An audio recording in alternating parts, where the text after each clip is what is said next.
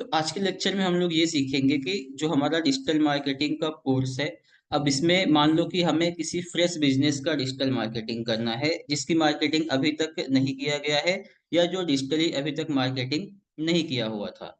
तो किसी भी फ्रेश बिजनेस के लिए हम लोग डिजिटल कैंपेन उनका कैसे सेटअप करते हैं और क्या क्या चीजें हमें करनी होती हैं एक फ्रेश बिजनेस का, उसके पॉइंट ऑफ व्यू से सीखेंगे। और फिर आगे चल के हम लोग सीखेंगे वेबसाइट कैसे बनाना है या ब्लॉगिंग वगैरह क्या होता है। इन सब चीजों को हम लोग डिस्कस करने वाले हैं।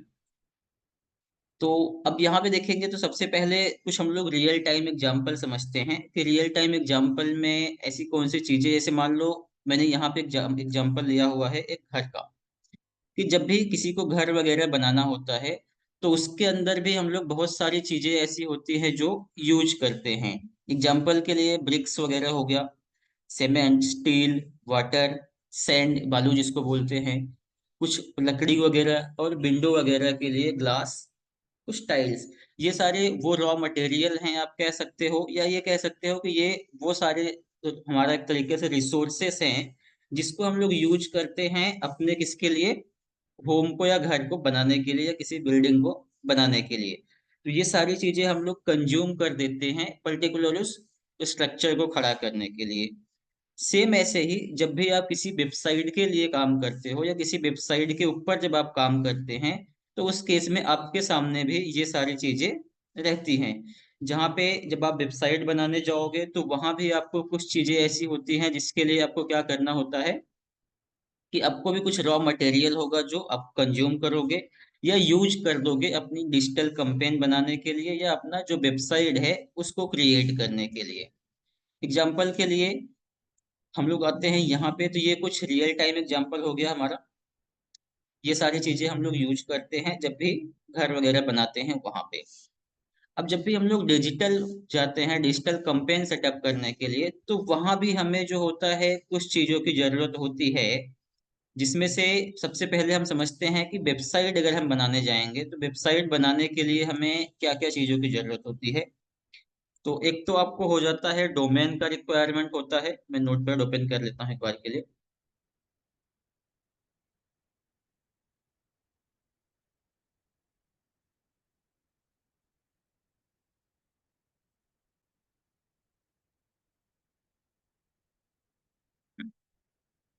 फर्स्ट थिंग्स तो आपको जरूरत पड़ेगी डोमेन की।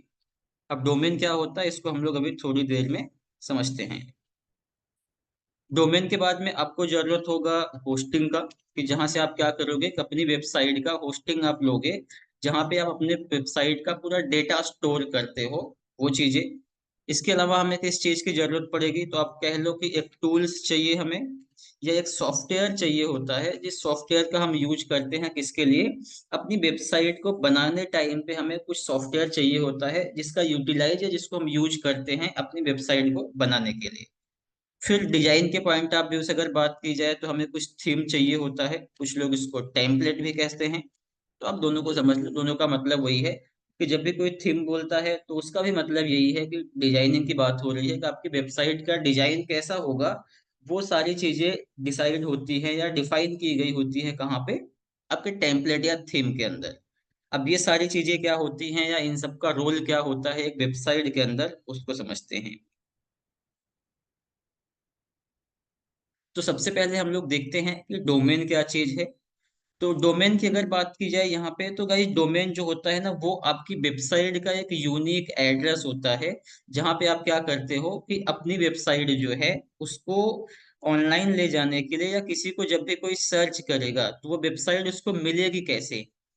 तो उसको हम लोग, जैसे अगर हमें कोई वेबसाइट इंटरनेट के ऊपर सर्च करना होता है तो हम लोग उसके लिए क्या करते हैं कि अपनी वेबसाइट जो है उसके लिए एक नाम चूज करते हैं, और वो नाम जो होगा उसी नाम को लोग क्या करेंगे इंटरनेट पे जाके सर्च करेंगे, तो आपकी वेबसाइट जो है वो हमें दिखती है। एग्जाम्पल के लिए जैसे हम लोग अमेजोन फ्लिपकार्ट वगैरह यूज करते हैं, तो वहां पे भी आप देखोगे कि जब आप फ्लिपकार्ट सर्च करते हैं तो आपको फ्लिपकार्ट वाली चीजें दिखती हैं, और अगर आप अमेजोन के लिए सर्च करते हो तो आपको जो है अमेजोन का वहां पे वेबसाइट देखने के लिए मिलता है।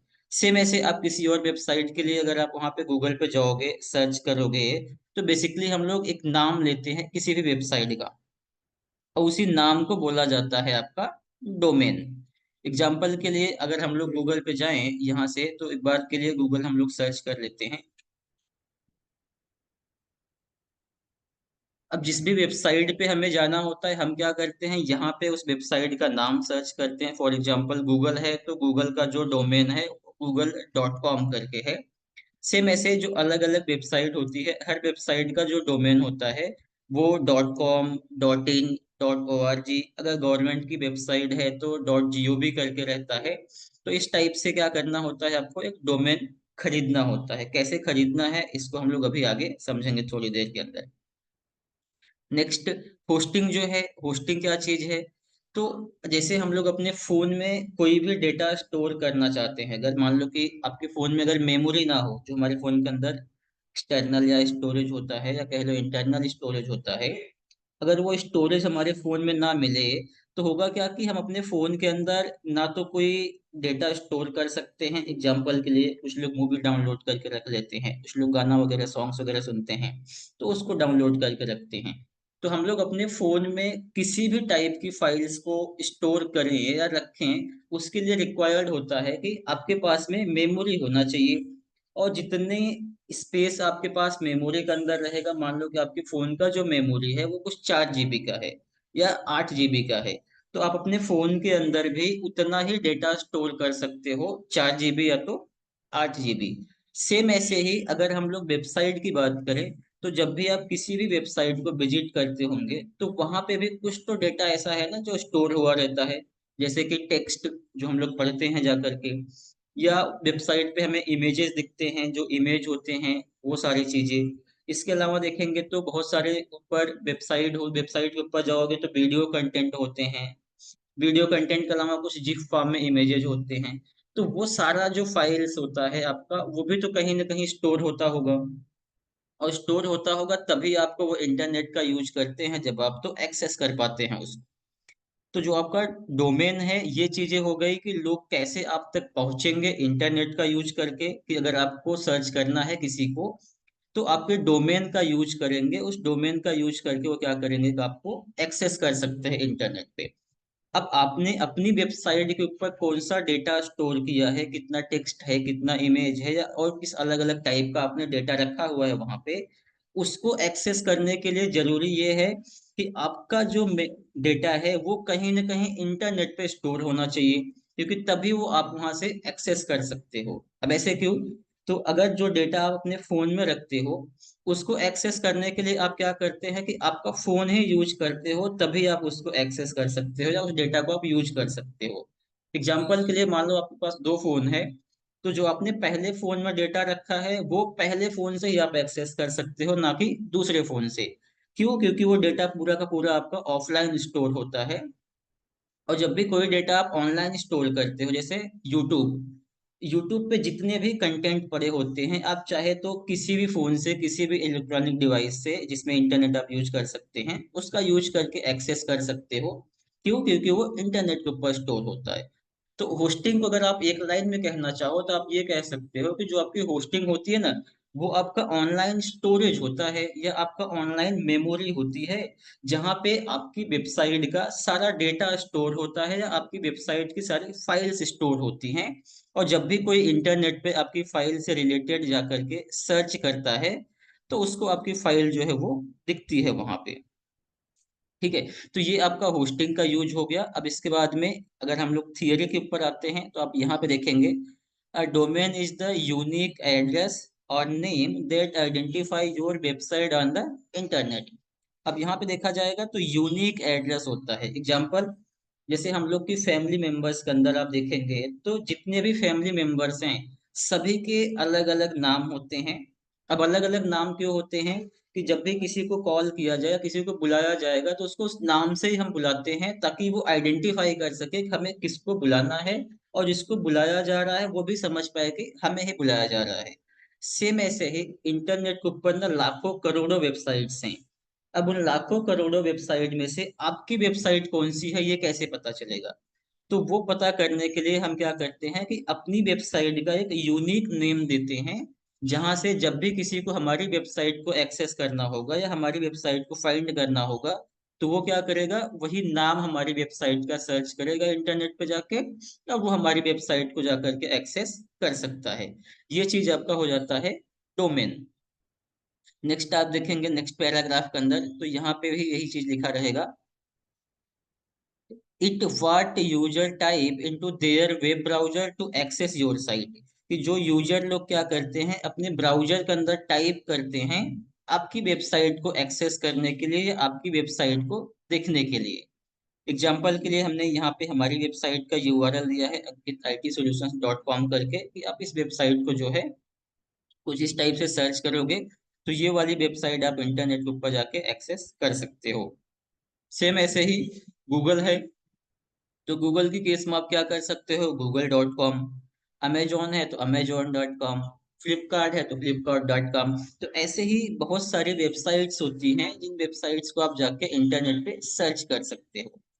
अब हर एक वेबसाइट का जो डोमेन होता है उसके अलग अलग एक्सटेंशंस होते हैं, जैसे आप यहाँ पे देखेंगे तो com, .org, .net, .edu education purpose से, और .gov गवर्नमेंट वेबसाइट्स वगैरह के लिए। अब जरूरी नहीं कि आप इसमें से अगर कॉमर्शियल नहीं है तो .com नहीं ले सकते या .org नहीं ले सकते हैं, आप कोई भी डोमेन जा करके आपके रिक्वायरमेंट के हिसाब से आप बाय कर सकते हो। कैसे बाय करना है, कौन से प्लेटफॉर्म पे मिलेगा, उसको हम लोग थोड़ी देर में समझते हैं अभी। अब इसमें ना एक डीएनएस होता है, ये समझ लेते हैं। डोमेन जो हो गया, अब डोमेन को मैनेज करने के लिए एक सिस्टम होता है जिसको बोला जाता है डोमेन नेम सिस्टम। उसका एक एग्जांपल मैंने यहाँ पे रखा हुआ है। बेसिकली क्या होता है कि जो भी हम लोग डोमेन खरीदते हैं वो तो ह्यूमंस को पढ़ने के लिए होता है, जिसको हम लोग पढ़ सकते हैं। बट मशीन को समझने के लिए या किसी सर्वर को समझने के लिए वो नंबर के फॉर्मेट में डेटा को समझता है। तो वो क्या करता है कि जो आपका डोमेन होता है उसी को नंबर के फॉर्मेट में कुछ इस टाइप से कन्वर्ट कर देता है। और यही जो होता है आपका डोमेन मैनेजमेंट सर्वर जो होता है आपका, वो यूज करता है। यही चीज यहाँ पे लिखा रहेगा, the domain name system translate the human readable domain name into IP address which are numerical identifier used by computer to locate and communicate with website. कि बेसिकली ये क्या हो जाता है आपका, कि एक डोमेन मैनेजमेंट सिस्टम है जो बेसिकली इस चीज को यूज करते हैं। अब ये हमें क्यों जरूरत होती है, तो जब भी आप किसी वेबसाइट को बनाने जाते हो, और आप वेबसाइट और होस्टिंग दो चीजें हमें चाहिए होती हैं। तो डोमेन आप किसी और पार्टी से खरीद लो, एग्जाम्पल के लिए एक टूल है GoDaddy करके। तो आपने एग्जाम्पल के लिए डोमेन आपने जो खरीदा वो कहाँ से खरीदा, आपने GoDaddy से खरीदा। और बाकी जो आपकी होस्टिंग थी उसको आपने किसी अनदर प्लेटफॉर्म का यूज किया, उसका यूज करके खरीदा, जैसे कि होस्टिंगर मान लेते हैं। अब होस्टिंगर को जब तक आप अपने डोमेन से नहीं कनेक्ट करोगे, मतलब कि जो आपका स्टोरेज वाली फाइल्स रखी हुई है वो कहाँ पे रखा है, आपके होस्टिंग के ऊपर रखा है। और जो आपने नाम लिया हुआ है अपनी वेबसाइट का वो लिया है किसी अनदर प्लेटफॉर्म से। तो उन दोनों को आपस में कनेक्ट करने के लिए हमें इस सर्वर की जरूरत होती है, या कह लो कि हमें डीएनएस की जरूरत होती है, जो हमें कनेक्ट करने के लिए यूज किया जाता है। अब यहाँ पे एक डोमेन का हमने आपको एग्जाम्पल बताया हुआ है, कि अब किसी भी वेबसाइट को अगर विजिट करने जाते हैं तो उसमें आप देखेंगे HTTPS आपको मिलेगा, या HTTP आपको करके मिलेगा, जो पहला ऑप्शन दिया हुआ है।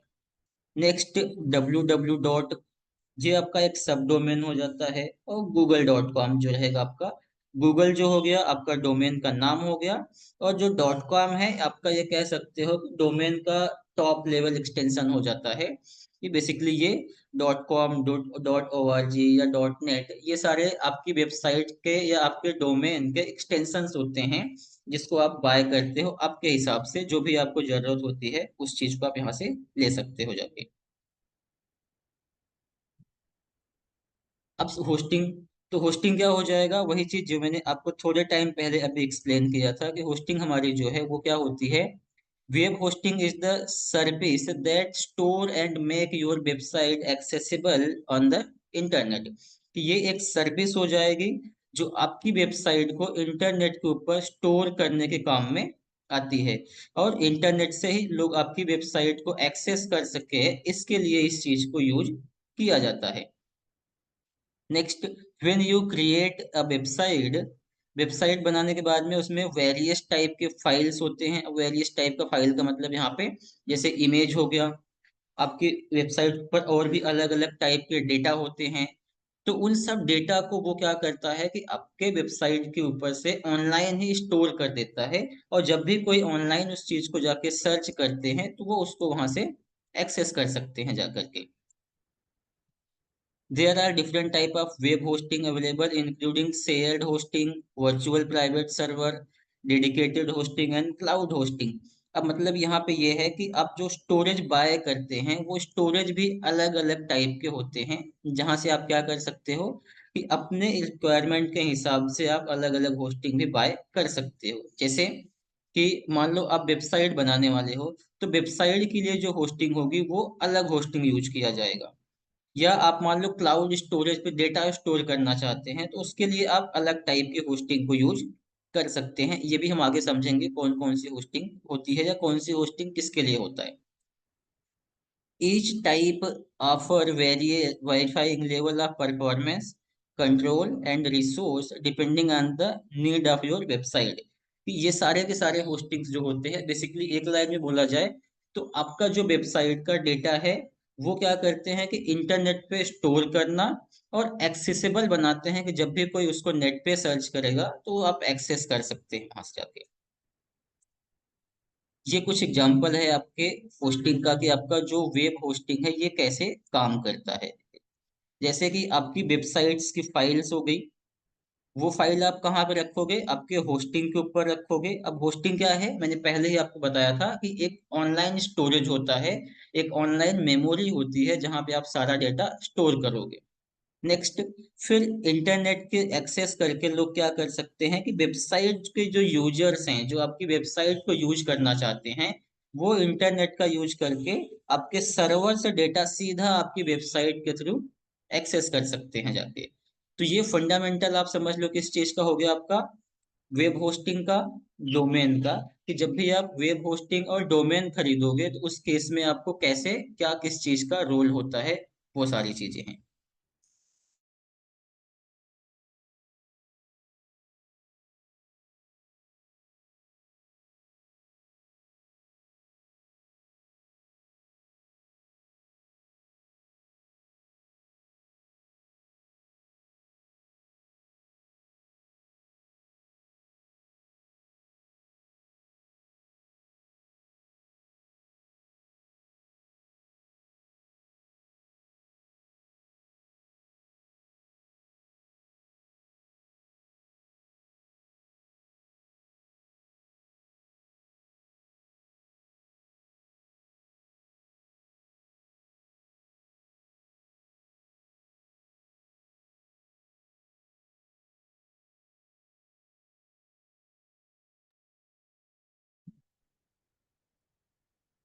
अब ये सारी चीजें हम कैसे बाय कर सकते हैं। मान लो कि हमें हमारी वेबसाइट के लिए डोमेन चाहिए, या हमें हमारी वेबसाइट के लिए होस्टिंग खरीदना है। कुछ ऐसे प्लेटफॉर्म्स हैं जो आपको बाय करने होते हैं, आप जहां से खरीद सकते हो जा करके। और कुछ ऐसे प्लेटफॉर्म्स होते हैं जहां से आप क्या कर सकते हैं कि फ्री में लेकर के यूज कर सकते हैं लर्निंग पर्पज से। और मैं आपको जो सिखाऊंगा, मैं आपको ये बताऊंगा कि ऑफिशियली कैसे यूज किया जाता है। अगर कंपनी कहीं से डोमेन खरीदती है या कहीं से होस्टिंग खरीदती है तो वो मैक्सिमम टाइम पे कौन सा प्लेटफॉर्म यूज करते हैं और कौन सा जेन्युइन तरीका है जो आप यूज कर सकते हैं किसी भी वेबसाइट को बनाने के लिए। तो एक बार के लिए हम लोग नोटपैड पे वापस जाते हैं। अब यहाँ पे अगर आपको डोमेन खरीदना है तो आई होप कि आपको ये क्लियर हो गया है डोमेन क्या होता है और होस्टिंग क्या होती है। तो अगर आपको डोमेन खरीदना है तो हम लोग क्या कर सकते हैं डोमेन के केस में, एक वेबसाइट है गोडैडी करके। आप गोडैडी को एक्सेस कर लो इंटरनेट से, और गोडैडी को एक्सेस करने के बाद में आप यहाँ से अपनी वेबसाइट का जो भी आपका रहेगा, आप यहाँ से डोमेन जा करके बाय कर सकते हो। सेम ऐसे ही अगर आपको होस्टिंग खरीदना है तो होस्टिंग के केस में आप यूज कर सकते हैं, एक होस्टिंगर करके प्लेटफॉर्म है या एक होस्टिंगर करके वेबसाइट है, जिस वेबसाइट का आप यूज कर सकते हो आपकी होस्टिंग बाय करने के लिए। अब टूल और सॉफ्टवेयर की बात की जाए कि क्या टूल यूज होते हैं या क्या सॉफ्टवेयर यूज किया जाता है वेबसाइट को बनाने के लिए। तो यहाँ पे हमें जरूरत होती है एक सॉफ्टवेयर कह लो, जैसे कि आप लोग जानते होंगे, आप में से कुछ लोग वर्डप्रेस। वर्डप्रेस के अलावा आप क्या यूज कर सकते हैं, विबली करके है, ब्लॉगर करके है, ब्लॉगर बेसिक सॉफ्टवेयर है आपका, ब्लॉगर करके है, या अभी देखेंगे तो रिसेंटली आया था शॉपिफाई करके है। तो ये सारे सॉफ्टवेयर्स हैं जो मदद करते हैं या जो आपकी वेबसाइट को कंट्रोल करने में हेल्प करते हैं कि आपकी वेबसाइट का डिजाइन क्या होना चाहिए, उसके ऊपर कौन से कंटेंट हमें अपलोड करने हैं, कौन से कंटेंट हमें डिलीट करने हैं, हमारी वेबसाइट परफॉर्म कैसी कर रही है। जैसा कि मैंने लास्ट लेक्चर में आप लोग को कुछ सिनेरियो दिखाया था हमारी वेबसाइट से कि कैसे ट्रैफिक हमें मिल रहा है, क्या पोस्ट हमें लिखना है, कौन से पेजेस हमें बनाने हैं। वो सारा कुछ कंट्रोल जो होता है आपका कहाँ पे रहता है, आपके इस सॉफ्टवेयर के ऊपर होता है, जो आपका वर्डप्रेस कह लो, या कह सकते हो कि जो आपका क्या है, एक तरीके से होस्ट आपका वर्डप्रेस कह लो, या आप तरीके से आप ब्लॉगिंग कह सकते हो, ब्लॉग कह सकते हो। तो ये सारे आपको फीचर्स देते हैं जहां से आप ऑनलाइन ही अपनी वेबसाइट को टोटली कंट्रोल कर सकते हो। अब थीम क्या होता है फिर, या टेम्पलेट क्या होता है? तो बेसिकली ये होता है आपकी वेबसाइट का डिजाइन्स, कि आपकी वेबसाइट कैसी दिखती है, वो चीज होता है थीम या टेम्पलेट। अब इन चारों को हम लोग एक एक करके समझते हैं प्रैक्टिकली कि ये सभी चीजें क्या हैं, कैसे यूज करना है हमें, या हमें बाय करना होगा तो हम लोग कैसे इसको जा करके बाय कर सकते हैं। आ जाते हैं गूगल पे, यहाँ पे सर्च करते हैं GoDaddy। अब आप देखोगे तो बाय डिफॉल्ट GoDaddy.com आ रहा है, मे बी हमने यहाँ पे सर्च किया होगा। तो इसको एक बार के लिए हम लोग .com यहाँ से निकाल के सिर्फ GoDaddy सर्च करते हैं। अब जैसे हमने GoDaddy सर्च किया है तो आप थोड़ा सा अगर यहाँ पे पढ़ेंगे तो ये क्या लिखा हुआ है यहाँ पे, GoDaddy inc is an American public traded internet domain register and web hosting company. इसका हेडक्वार्टर जो है कुछ इस जगह पे है। तो बेसिकली ये क्या है कि एक अमेरिकन बेस्ड कंपनी है जो आपको क्या करती है, होस्टिंग डोमेन वगैरह रजिस्टर करती है, या होस्टिंग और डोमेन की सर्विसेज प्रोवाइड करते हैं। हम लोग आ जाएंगे इनकी ऑफिशियल वेबसाइट के ऊपर जो कि GoDaddy.com करके है। यहाँ पे क्लिक करना है आपको। अब जैसे हम यहाँ पे क्लिक करेंगे तो हम आ जाएंगे इनकी ऑफिशियल वेबसाइट के ऊपर, जो भी इनकी ऑफिशियल वेबसाइट दिया हुआ है। एक ऑप्शन आपको यहाँ पे मिलेगा, type the domain you want, कि आप वो वर्ड यहाँ पे लिखो, या वो सब यहाँ पे एक तरीके से कह सकते हो कि आप वो डोमेन लिखो जिसको आप बाय करना चाहते हो। अब डोमेन भी हम लोग जो बाय करते हैं वो भी हमें उसके भी कुछ रूल्स रेगुलेशंस होते हैं, जैसे कि जब भी आप अपने किसी बच्चे का नाम रखते हो तो उस केस में भी हम लोग अपने बच्चे का भी नाम कुछ सोच समझ के रखते हैं ना। जैसे आप देखोगे कुछ ऐसे निगेटिव नाम हो जाते हैं जो नहीं रखते, जैसे कि रावण वगैरह हो गया, या कह लो कि कुछ डॉगीज वगैरह के नाम हो गए, या कुंभकर्ण वगैरह, ऐसे कुछ नाम है जो हमारे माइंड में होता है कि यार ये नाम हमें अपने बच्चों का नहीं देना है। सेम ऐसे ही जब भी आप अपनी वेबसाइट बनाते हो और डोमेन बाय करने जाते हो, तो वहां भी हम लोग कुछ चीजों को फॉलो करते हैं कि हमें जब भी कोई भी डोमेन खरीदना है तो ये रूल्स हैं, इसको फॉलो कर सकते हैं। जैसे कि आप वो डोमेन खरीदो जो आपकी बिजनेस का नाम है, जो भी आप बिजनेस जिस नाम से चलाते हैं आप कोशिश करो कि उसी नाम का आपको डोमेन मिल जाए। अगर उस नाम का नहीं मिलता तो उसी इंडस्ट्री से रिलेटेड या उससे रिलेटेड कोई आपको डोमेन मिले, जिससे कि आपको क्या होगा कि सर्च में हेल्प होगी। और सेम नाम से आपका डोमेन, सेम नाम से मैक्सिमम टाइम पे हमें हमारा बिजनेस होता है, और यही चीजें हमें ट्राई करना होता है कि आप जो भी डोमेन खरीदो कोशिश करो कि क्या अगर पहले से किसी ने खरीद के रखा हुआ है जो आपके बिजनेस का नाम है, तो ऐसी केस में आप एक डोमेन तो ले लो टेम्परेरी बेस पे, बट फ्यूचर में ट्राई करते रहो कि वो डोमेन आपको मिल सकता है क्या दोबारा। और जब भी आपको वो डोमेन मिल जाएगा तो आप उस डोमेन को लेकर के यूज कर सकते हो। जैसे अभी के लिए अगर हम सर्च करें अंकित IT सॉल्यूशंस, तो एक बार के लिए हम देखते हैं यहाँ पे हमें क्या दिखाता है, जैसा कि हमने पहले से इस डोमेन को बाय करके रखा हुआ है। अब जब भी आप अंकित IT सॉल्यूशन के लिए सर्च करोगे तो आप देखेंगे कि ये तो आपको यहाँ पे अवेलेबल रहेगा, मिल जाएगा। बट जैसे ही इसमें आप एस लगा दोगे, क्योंकि यो एस में है, तो आप जैसे एस लगाओगे फिर सर्च करोगे, तो अब आप यहाँ पे क्या देखोगे कि अंकित IT सॉल्यूशंस ऑलरेडी लिया हुआ है, और इसकी जो प्राइजिंग है वो अराउंड आपको 10,000 रुपए के आसपास देना पड़ेगा ब्रोकरेज चार्ज। मतलब कि जिन्होंने इस डोमेन को खरीदा हुआ है, GoDaddy क्या करेगा, उनसे कांटेक्ट करेगा अगर वो सेल करते हैं अपना डोमेन, तो 10,000 रुपये तो अपना ये ब्रोकरेज का सर्विस ले लेंगे। और बाकी जिसके पास में डोमेन है अगर वो सेल करेगा तो उसका क्या कॉस्ट होती है वो अलग से हो जाएगा। ये आप चाहो तो अंकित IT सॉल्यूशंस .in खरीद सकते हैं, ये अभी के लिए अवेलेबल है।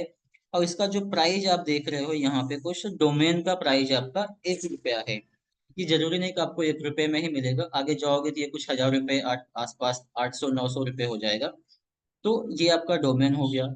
इसके अलावा कोई और नाम सर्च करना होगा, जैसे मान लो कुछ और नाम हम लोग यहाँ पे ले लेते हैं, फॉर एग्जाम्पल दीपराम करके। तो दीपराम में आप जाओगे तो यहाँ पे भी देखेंगे .com पहले से लिया गया है, .in जो है वो अवेलेबल है। या इसके अलावा और कौन कौन से डोमेन आपको मिल सकते हैं एक्सटेंशन, तो आप यहाँ पे जैसे जाओगे देखोगे AI, दीपराम .ai करके है, इसकी कॉस्ट कुछ 4,500 के आसपास आएगा। सेम ऐसे दीपराम को सर्च करोगे तो इसकी जो कॉस्ट है कुछ 1 रुपये।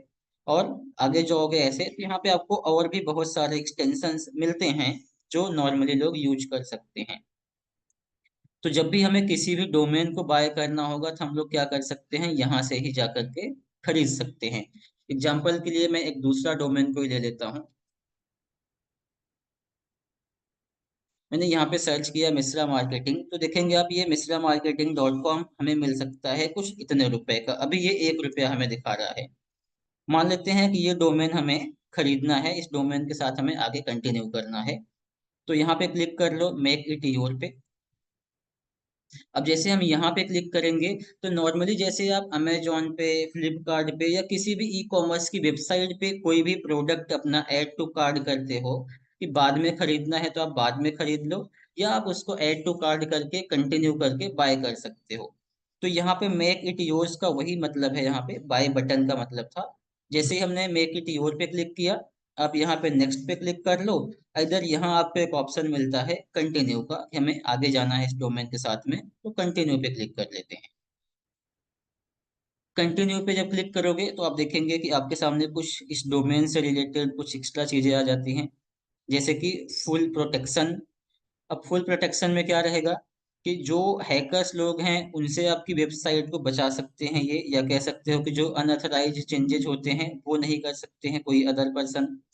या रिक्वायर्ड होगा अप्रूवल के लिए जो 2 फैक्टर्स होते हैं, मे बी आप में से भी कुछ लोग यूज करते होंगे कि जब भी आप अपना जीमेल कहीं पे लॉग इन करते हो तो उस केस में या तो आपके जीमेल के ऊपर एक OTP आता है, और या तो क्या होता है कि आपके जीमेल पे ही वो यस और नो करके एक नोटिफिकेशन सेंड करता है, जिस नोटिफिकेशन का आप यूज करते हो या अप्रूवल देते हो कि मैं ही हूँ जो ये अनदर डिवाइस के ऊपर अपना मेल लॉग इन कर रहा हूँ। उसके अलावा भी कुछ नंबर्स भी सेंड करता है वो, कि कौन सा नंबर है उसको आपको वेरीफाई करना होता है। तो सेम ऐसे ही अगर आप अपनी वेबसाइट को बचा के रखना चाहते हो हैकर्स वगैरह से कि कोई अनएथिकल यूज इसके ऊपर ना किया जाए, तो उस केस में आप प्रोटेक्शन ले सकते हो, और जिसकी चार्जेस कुछ इतने हो जाएंगे 549 रुपीज पर ईयर का। अब ये क्यों यूज किया जाता है, तो इसको समझने के लिए ना हम लोग आ जाते हैं यहाँ पे। यहाँ पे सर्च कर लो फुइज करके वेबसाइट। अब मान लो कि ना किसी भी डोमेन का मुझे ये जानना है कि ये वेबसाइट कब बनाई गई थी, या ये डोमेन कब खरीदा गया था, और डोमेन खरीदा गया था तो कब ये डोमेन एक्सपायर हो रहा है। उसके हिसाब से अगर कुछ किसी दूसरे डोमेन का हमें एनालिसिस करना होता है तो हम लोग इसका यूज कर लेते हैं। जैसे कि एक वेबसाइट ओपन करते हैं यहाँ से हम लोग दूसरा कोई। अब यहाँ पे एक दूसरी वेबसाइट हमने ओपन किया हुआ है, computer classes in Mira Road करके है ये भी हमारी क्लाइंट की वेबसाइट है जो हमने ही बना के इनको दिया हुआ था। तो ये देखेंगे ये वेबसाइट है, ठीक है। अब मान लो कि हमें इस वेबसाइट का डिटेल्स ये जानना है कि भाई ये वेबसाइट का डोमेन जो है कब खरीदा गया था, कब इसको जो है कब एक्सपायर हो रहा है। तो कॉपी कर लो इनका डोमेन का यहाँ से एड्रेस, क्विज पे चले जाओ, और यहाँ पे जो हमें दिया है ना find a great domain name, यहाँ पे क्लिक करो और सर्च कर लेते हैं। अब जैसे ही हम लोग इस डोमेन को सर्च करेंगे तो इसके रजिस्ट्रेशन से रिलेटेड बहुत सारे डिटेल्स हमें जो होता है यहाँ पे पढ़ने के लिए मिल जाता है। कब मिल जाएगा, जब आपका ये डोमेन जो है सिक्योरिटी से रिलेटेड अगर उन्होंने नहीं बाय किया हुआ है, या उन्होंने अपनी वेबसाइट या अपने डोमेन की सिक्योरिटी नहीं लिया हुआ है, कहाँ से, यहाँ से। तब उस केस में क्या होगा कि ये सारा डेटा जो रहेगा आप यहाँ पे जा करके देख पाओगे या चेक कर सकते हैं कि कब एक्सपायर हो रहा है, कब इस डोमेन का जो रहेगा आपका, आपको बाय करना है तो आप इसको अगर बाय करना चाहो तो आपको ये पता चल जाएगा कब का खरीदा हुआ है ये। तो आप आगे का काम जो है वो कर सकते हैं जा करके।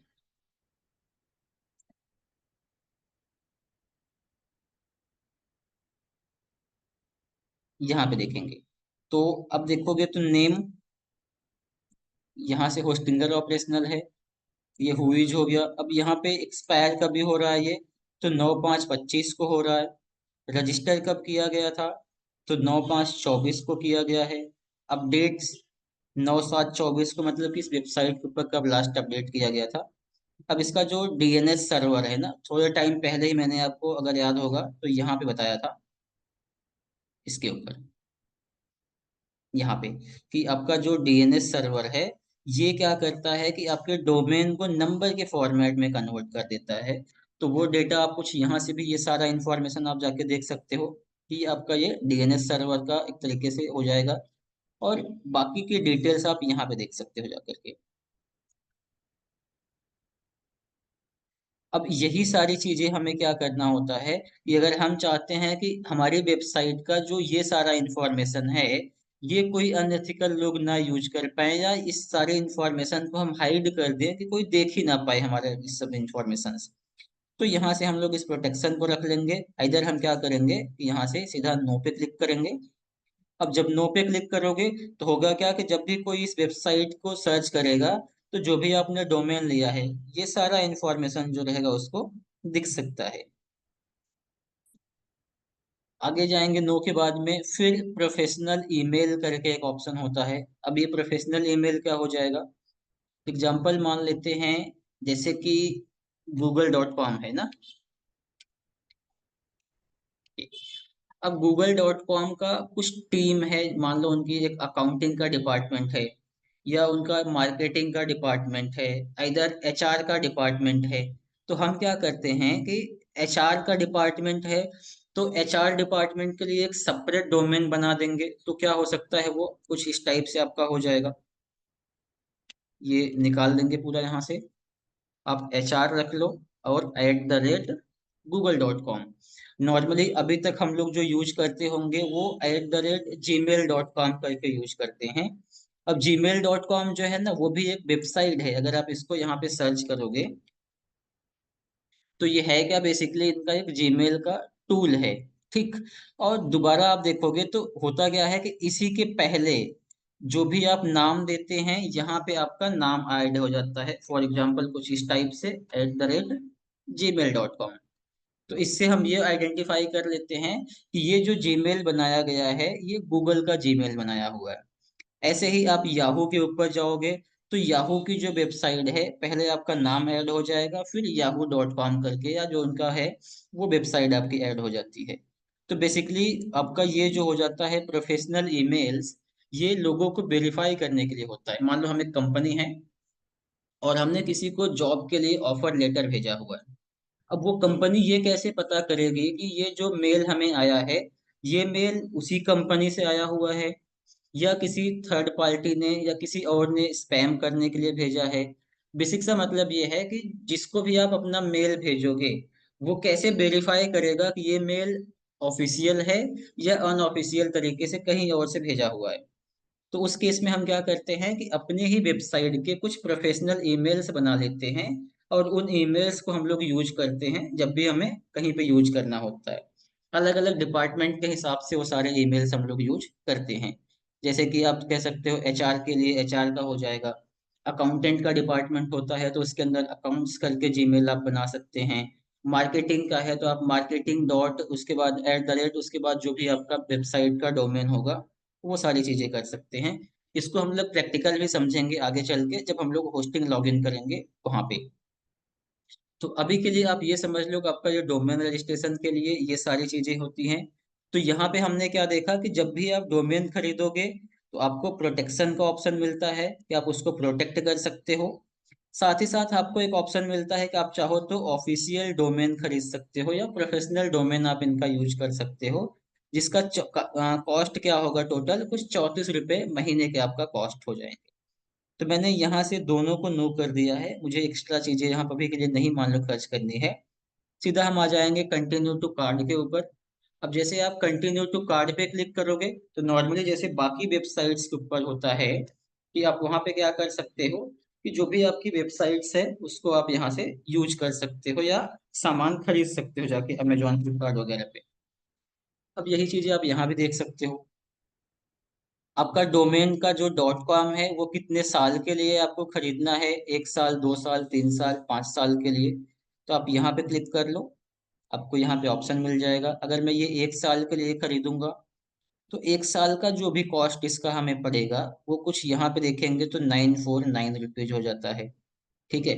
साथ ही साथ हमें एक प्रोमो कोड मिलेगा, तो इस प्रोमो कोड का यूज करने के बाद ये 949 है। नेक्स्ट, अगर आप इसको 2 साल के लिए खरीदते हो तो थोड़ा सा इसके अंदर कॉस्ट और ऐड हो जाएगी, अराउंड कुछ 18 to 17,000 का हो जाएगा। ऐसा आप देख सकते हैं।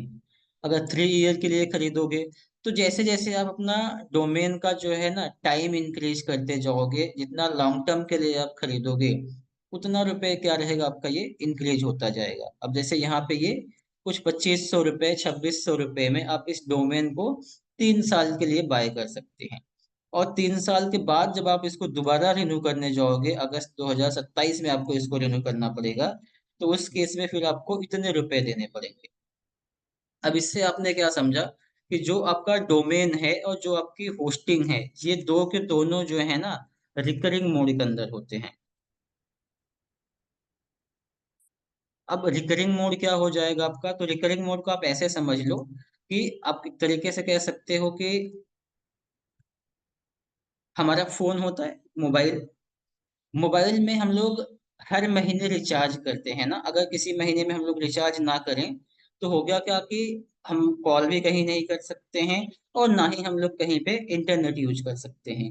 तो ऐसे ही जो आपका डोमेन होता है और जो आपकी होस्टिंग होती है, ये दो के दोनों चीजें भी आपके रिकरिंग मोड के अंदर होते हैं। जितने टाइम पीरियड के लिए आप इसको खरीदोगे उतने टाइम पीरियड तक आप इसको ओन कर सकते हो।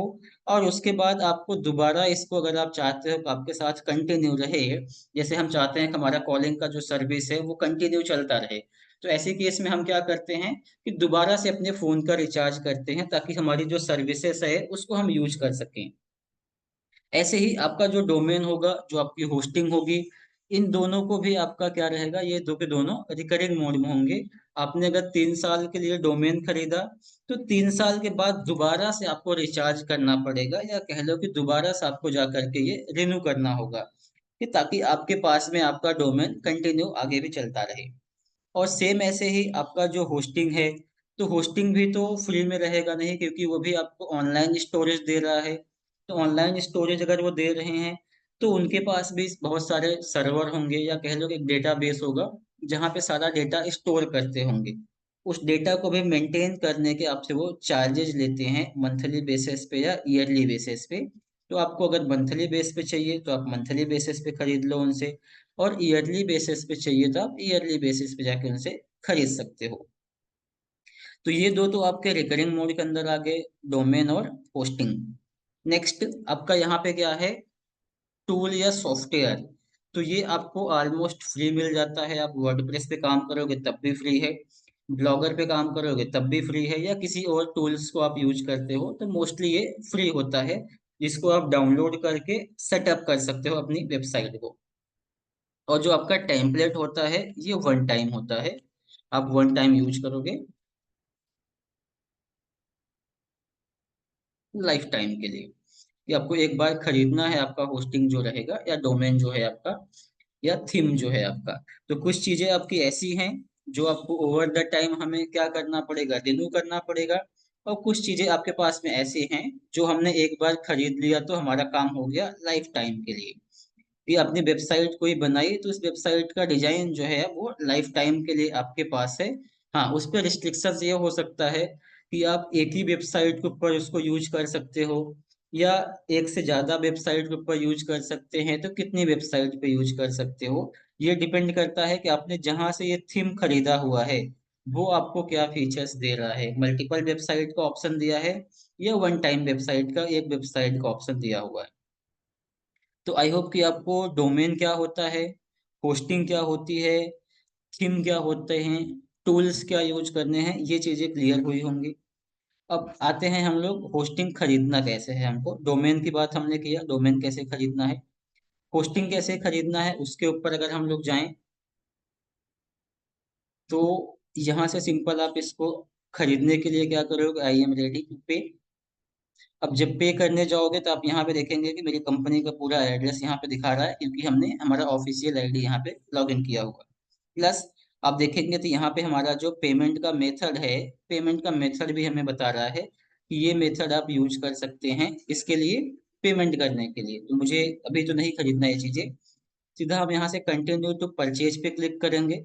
अब जैसे ही आप कंटिन्यू टू परचेज पे क्लिक करोगे तो होगा क्या कि आपके उस यूपीआई आईडी के ऊपर एक रिक्वेस्ट जाएगी, कह सकते हो नोटिफिकेशन के फॉर्म में आएगा। और जैसे आप नॉर्मली यूपीआई से पेमेंट करते हो, अब देखो यहाँ पे 5 मिनट का टाइमिंग दिया हुआ है।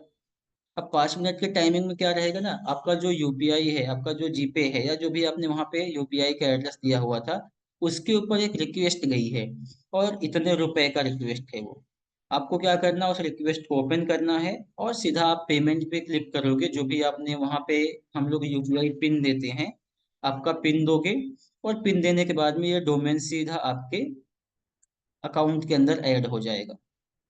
अकाउंट में ऐड हो जाएगा मतलब क्या हो जाएगा कि आपके यहाँ पे फिर इसका एक्सेस आपको मिल जाएगा। फिर आप जिस भी वेबसाइट के ऊपर चाहो, जिस भी थीम से चाहो, उसको आप क्या कर सकते हो, यूज कर सकते हो। अब इसको हमने देखो बाय नहीं किया है, तो अभी के लिए हमें क्या दे रहा है कि नेक्स्ट टाइम के लिए हम क्या कर सकते हैं, कंफर्मेशन कोड यहाँ पे हमें भेजा हुआ है, इसको अभी के लिए हम बैक करते हैं।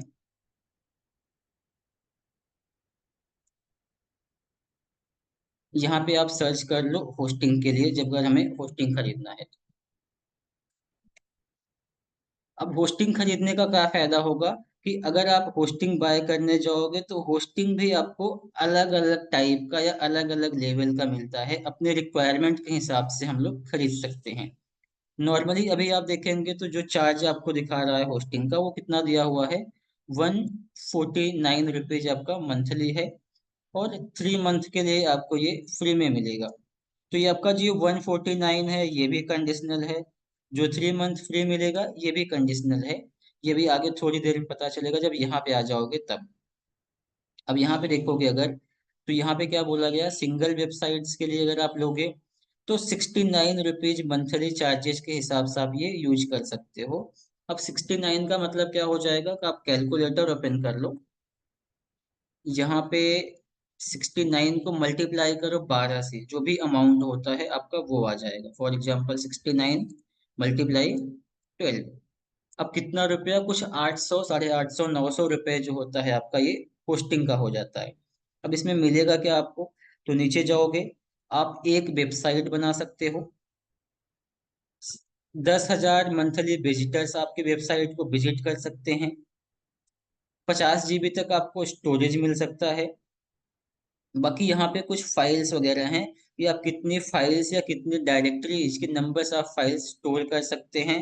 सीधा प्री बिल्ट टेम्पलेट आपको मिल जाएगा।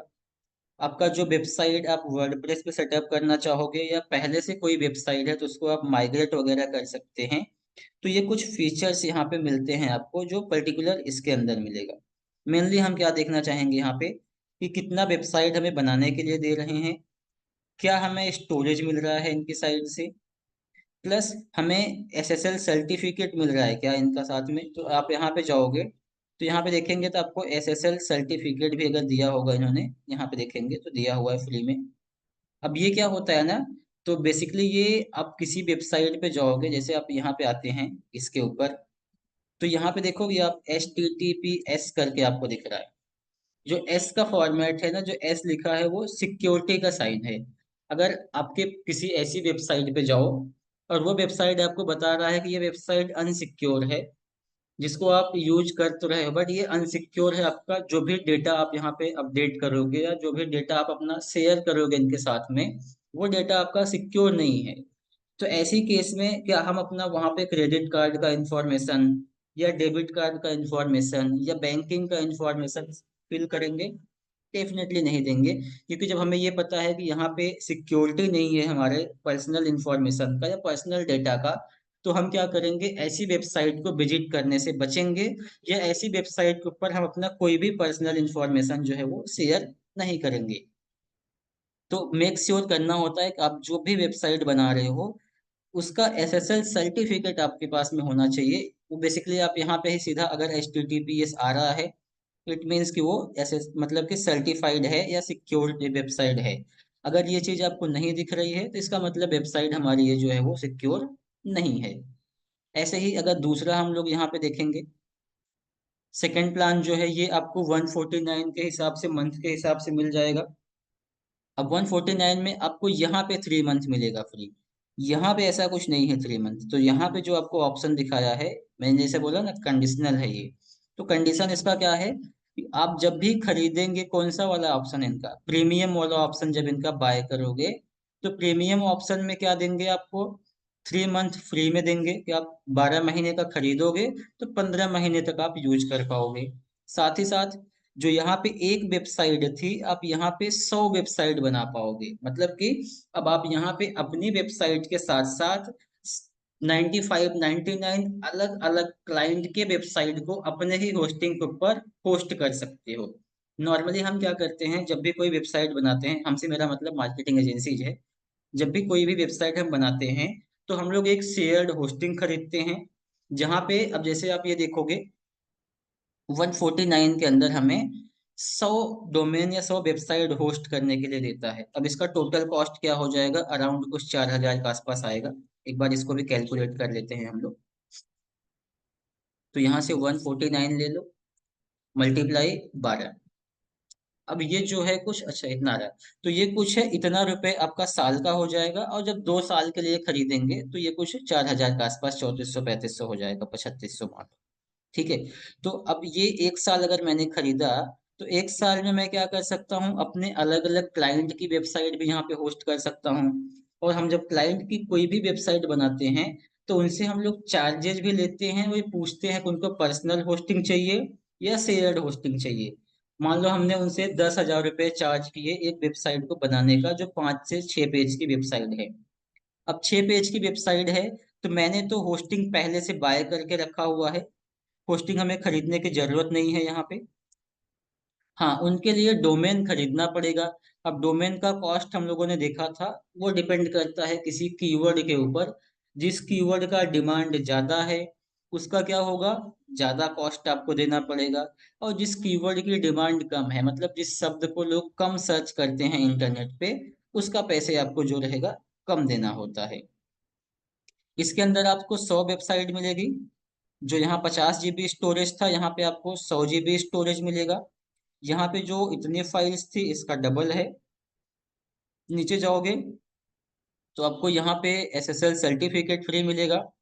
आपने जो प्रोफेशनल ईमेल देखा था GoDaddy के ऊपर, आपको 29 रुपीज मंथली देना होता था, यहाँ पे आपको फ्री में मिल जाएगा अगर आप ये वाला यूज करते हैं तब। और आप कितने ईमेल यूज कर सकते हैं, अप टू 100 ईमेल, मतलब कि 100 प्रोफेशनल ईमेल आप बना सकते हैं यहाँ पे फ्री में, 1 GB स्टोरेज के साथ में।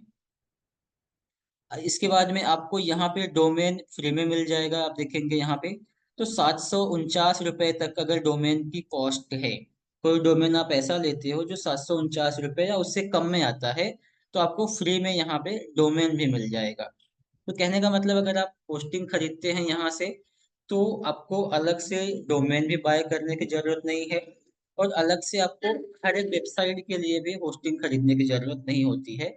अब एजेंसीज क्या करती हैं कि अपने हिसाब से अगर उनको जरूरत है तो ये वेबसाइट ले लेंगे, या उनको जरूरत है तो क्या करेंगे, यहाँ से बिजनेस के लिए यूज कर लेंगे। तो उनको जैसे रिक्वायरमेंट होता है, कितना बड़ा उनका बिजनेस है, उसके हिसाब से वो क्या करते हैं, यहाँ से जा करके बाय कर सकते हैं। नॉर्मली जो लोग खरीदते होंगे, या हम लोग यहाँ से 149 वाला यूज कर लेते हैं, क्योंकि 100 वेबसाइट हमें यहाँ भी मिलता है और 100 वेबसाइट हमें यहाँ भी मिलता है। कुछ अलग फीचर्स हैं इसके अंदर और भी।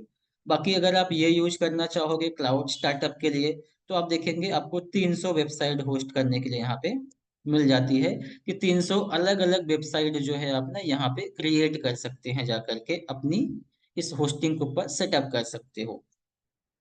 तो आई होप कि आपको ये चीजें क्लियर हुई रहेंगी कि किसी भी वेबसाइट को सेटअप करने के लिए जो हमारा रॉ मटेरियल होता है या जो हमें रिसोर्सेस यूज करना होता है वो क्या क्या चीजें होती हैं। एक बार अगर हमने आज के सेशन को समअप कर दें तो हमने क्या सीखा था कि डोमेन खरीदना होगा हमें, और डोमेन क्या हो जाएगा, आपकी वेबसाइट का एक यूनिक एड्रेस होता है। डोमेन के बाद में आपके पास में क्या हो जाना चाहिए, होस्टिंग होनी चाहिए। होस्टिंग क्या होती है, एक सर्विस है जो आपकी वेबसाइट का सारा स्टोरेज वाला मटेरियल या आपकी वेबसाइट के सारे फाइल्स फोल्डर्स जो है ऑनलाइन स्टोर करते हैं, और ऑनलाइन ही आपकी वेबसाइट को एक्सेसिबल बनाते हैं या ऐसा इन्वायरमेंट प्रोवाइड करता है कि कोई भी इंटरनेट पे आपकी वेबसाइट को सर्च करेगा तो उसको मिलेगा। अगर आप ये वेबसाइट डोमेन या होस्टिंग का यूज नहीं करते हो तो इंटरनेट के ऊपर कोई भी सर्च करेगा तो आपको वेबसाइट वो दिखेगी भी नहीं। सेम जैसे आपने जो अपने फोन के अंदर डेटा रखा है उसको एक्सेस करने के लिए आपको अपना फोन ही यूज करना पड़ेगा, ना कि इंटरनेट यूज करना है। अब ये कुछ उसका एग्जांपल्स हो गया कि कैसे काम करता है वेब होस्टिंग जो हमारा है। फाइल्स सर्वर पे रहेगी आपके। सर्वर से मेरा मतलब यहाँ पे क्या दिया हुआ है, वही आपका होस्टिंग डेटाबेस। और सर्वर से फाइल कहाँ जाती है, इंटरनेट के थ्रू यूजर की वेबसाइट, अब इंटरनेट के थ्रू यूजर के पास जाती है आपकी वेबसाइट के थ्रू, जो भी आपने वेबसाइट पे अपलोड किया होता है। तो आज के सेशन के लिए जितना ही। अब नेक्स्ट सेशन में हम लोग लाइव देखेंगे कि हमें कैसे अपनी वेबसाइट को सेटअप करना होता है ब्लॉगर के ऊपर, और कैसे हम लोग आगे का पोस्ट लिखते हैं, कंटेंट कैसे लिखते हैं। और जिसको भी ब्लॉगिंग करना है, मैंने आपको लास्ट सेशन में बताया था कि हम अर्निंग भी कर सकते हैं हमारी ब्लॉगिंग के साथ में जाके। तो जिसको भी ब्लॉगिंग करना होगा वो क्या कर सकते हैं कि ब्लॉगिंग का कॉन्सेप्ट भी हम समझेंगे कि अगर मान लो हमें ब्लॉगिंग करना है तो हम लोग कंटेंट कहाँ से लाएंगे, टेक्स्ट कहाँ से लाओगे, उसके लिए प्लानिंग कैसे करोगे कि हमें एक हफ्ते में क्या कंटेंट अपलोड करना है, एक महीने में क्या अपलोड करना है। या मान लो कि कंपनी जब ब्लॉगिंग करवाती है तो कंपनी क्यों ब्लॉगिंग करवाती है, कंपनी को क्या फायदा होता है ब्लॉगिंग करवाने का। इन सब चीजों को हम लोग जो रहेगा डिटेल्स में हमारे आने वाले नेक्स्ट सेशन के अंदर इन सब चीजों को समझेंगे। अभी के लिए मैं जस्ट आपको थोड़ा सा ओवरव्यू दे देता हूँ हम लोग आने वाले सेशन में क्या समझेंगे। तो आने वाले सेशन में हम ये सारी चीज सीखने वाले हैं कि वेबसाइट क्या है, ब्लॉग क्या होता है हमारा, साथ ही साथ आप आगे जाओगे तो डिफरेंस क्या है दोनों के बीच में। अब ये टेक्निकल पर्सन बता सकते हैं कि ब्लॉग का मतलब क्या होता है, डोमेन का मतलब क्या होता है, ब्लॉग बनाने के पीछे क्या पर्पज होता है, डोमेन क्यों बनाया जाता है, और यहाँ पे कौन कौन से अलग अलग प्लेटफॉर्म हो सकते हैं, ब्लॉगिंग, ब्लॉग, ब्लॉगर्स, ये सारी चीजें क्या होती हैं। इन सबको हम लोग जो रहेगा हमारे नेक्स्ट सेशन में आने वाले में डिटेल्स में कवर करेंगे। और फिर हम लोग जाएंगे अपना ब्लॉग सेटअप करने के लिए या अपना ब्लॉग क्रिएट करने के लिए। अब आज के सेशन से रिलेटेड अगर किसी को कुछ डाउट है तो आप लोग क्या कर सकते हैं, पूछ सकते हैं, नहीं तो हम लोग आज का सेशन यहाँ पे ही स्टॉप करेंगे।